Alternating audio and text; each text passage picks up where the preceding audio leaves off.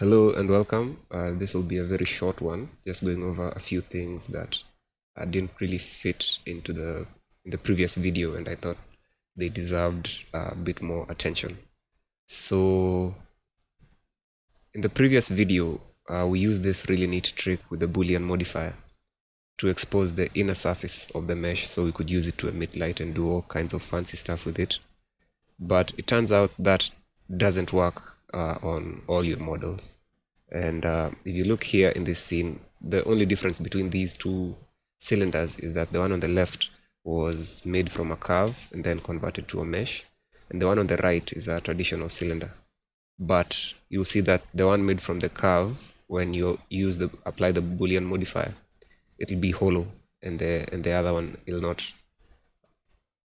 And I think the reason that this happens is that when you convert a curve into a mesh, something like text or tubes or pipes, Blender doesn't really do a perfect job to create a perfect mesh, because when you'll see that when there's a gap in a model and then you use the Boolean, when the Boolean object reaches the part with the gap, you'll see that the whole model is now made hollow.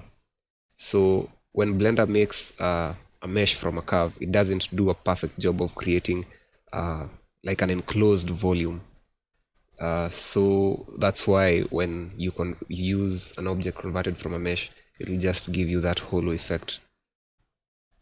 Now, if you select that cylinder and then merge the vertices by distance, this is what used to be remove doubles in 2.7.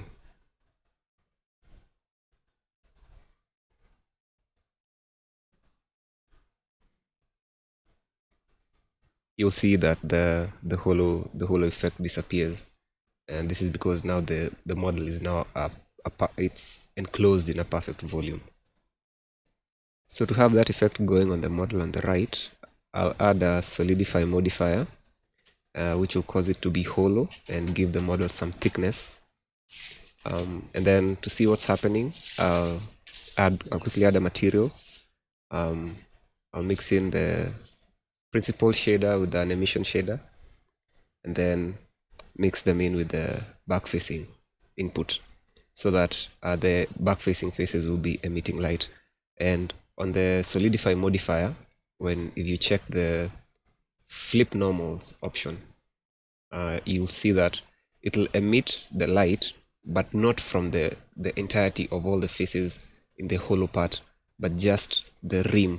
And I think this is really nice because it gives you control over how far you want that emissive part as the model is passing through the surface, how thick or how far from the point of contact you want that to be, which I think that's also kind of nice.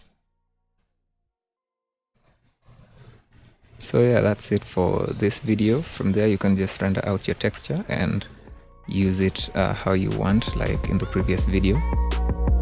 So thanks for watching, and I'll see you all in the next one.